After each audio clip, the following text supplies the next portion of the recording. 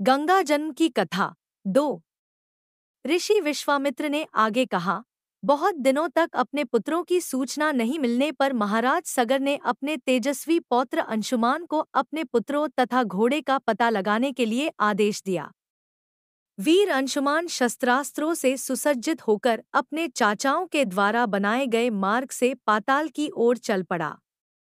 मार्ग में मिलने वाले पूजनीय ऋषि मुनियों का यथोचित सम्मान करके अपने लक्ष्य के विषय में पूछता हुआ उस स्थान तक पहुंच गया जहां पर उसके चाचाओं के भस्मीभूत शरीरों की राख पड़ी थी और पास ही यज्ञ का घोड़ा चर रहा था। अपने चाचाओं के भस्मीभूत शरीरों को देखकर उसे अत्यंत क्षोभ हुआ। उसने उनका तर्पण करने के लिए जलाशय की खोज की, किंतु उसे कोई भी जलाशय दृष्टिगत नहीं हुआ। तभी उसकी दृष्टि अपने चाचाओं के मामा गरुड़ पर पड़ी। उन्हें सादर प्रणाम करके अंशुमान ने पूछा कि हे पितामह, मैं अपने चाचाओं का तर्पण करना चाहता हूँ। समीप में यदि कोई सरोवर हो तो कृपा करके उसका पता बताइए। यदि आपको इनकी मृत्यु के विषय में कुछ जानकारी है तो वह भी मुझे बताने की कृपा करें।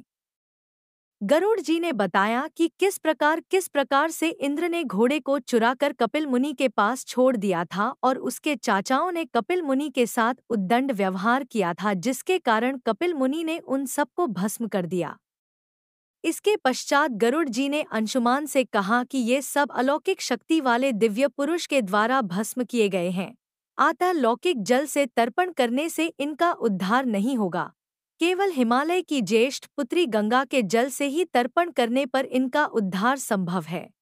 अब तुम घोड़े को लेकर वापस चले जाओ, जिससे कि तुम्हारे पितामह का यज्ञ पूर्ण हो सके। गरुड़ जी की आज्ञानुसार अंशुमान वापस अयोध्या पहुंचे और अपने पितामह को सारा वृत्तांत सुनाया। महाराज सगर ने दुखी मन से यज्ञ पूरा किया। वे अपने पुत्रों के उद्धार करने के लिए गंगा को पृथ्वी पर लाना चाहते थे, पर ऐसा करने के लिए उन्हें कोई भी युक्ति न सूझी। थोड़ा रुककर ऋषि विश्वामित्र कहा, महाराज सगर के देहांत के पश्चात अंशुमान बड़ी न्यायप्रियता के साथ शासन करने लगे। अंशुमान के परम प्रतापी पुत्र दिलीप हुए।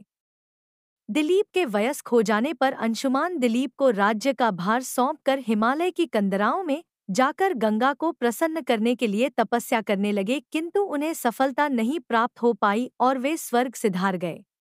इधर जब राजा दिलीप का धर्मनिष्ठ पुत्र भगीरथ बड़ा हुआ तो उसे राज्य का भार सौंपकर दिलीप भी गंगा को पृथ्वी पर लाने के लिए तपस्या करने चले गए, पर उन्हें भी सफलता नहीं मिली।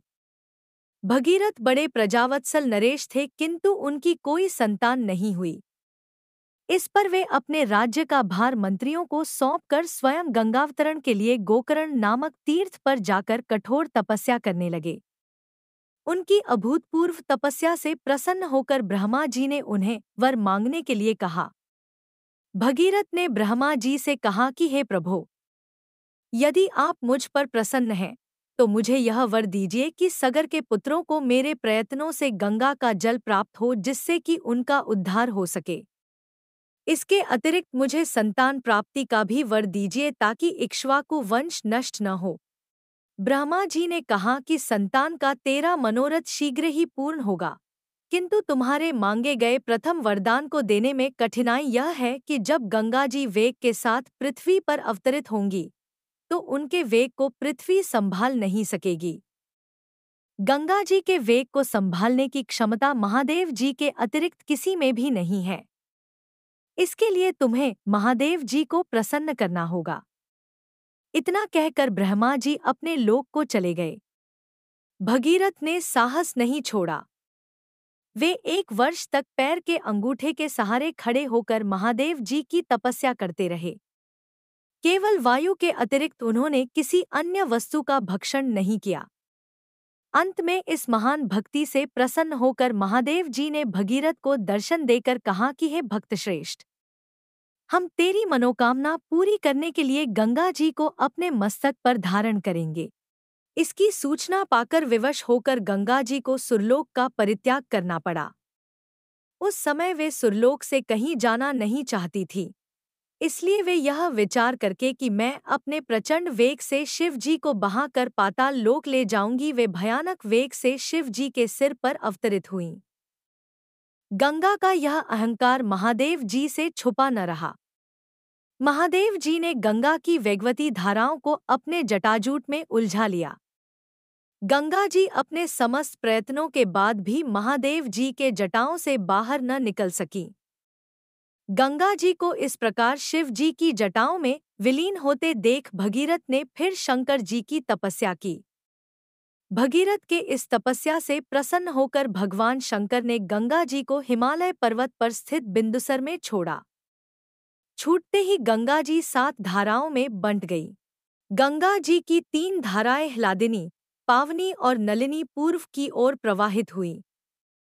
सुचक्षु, सीता और सिंधु नाम की 3 धाराएं पश्चिम की ओर बहीं और 7वीं धारा महाराज भगीरथ के पीछे पीछे चली। जिधर जिधर भगीरथ जाते थे उधर उधर ही गंगा जी जाती थी। स्थान स्थान पर देव, यक्ष, किन्नर, ऋषिमुनि आदि उनके स्वागत के लिए एकत्रित हो रहे थे। जो भी उस जल का स्पर्श करता था भवबाधाओं से मुक्त हो जाता था। चलते चलते गंगा जी उस स्थान पर पहुंची जहां ऋषि जहनु यज्ञ कर रहे थे। गंगा जी अपने वेग से उनके यज्ञशाला को संपूर्ण सामग्री के साथ बहाकर ले जाने लगी। इससे ऋषि को बहुत क्रोध आया और उन्होंने क्रुद्ध होकर गंगा का सारा जल पी लिया। यह देखकर समस्त ऋषि मुनियों को बड़ा विस्मय हुआ और वे गंगा जी को मुक्त करने के लिए उनकी स्तुति करने लगे। उनकी स्तुति से प्रसन्न होकर जहनु ऋषि ने गंगा जी को अपने कानों से निकाल दिया और उन्हें अपनी पुत्री के रूप में स्वीकार कर लिया। तब से गंगा जाह्नवी कहलाने लगी। इसके पश्चात वे भगीरथ के पीछे चलते चलते समुद्र तक पहुंच गईं और वहां से सगर के पुत्रों का उद्धार करने के लिए रसातल में चली गईं। उनके जल के स्पर्श से भस्मीभूत हुए सगर के पुत्र निष्पाप होकर स्वर्ग गए। उस दिन से गंगा के 3 नाम हुए, त्रिपथगा, जाह्नवी और भागीरथी।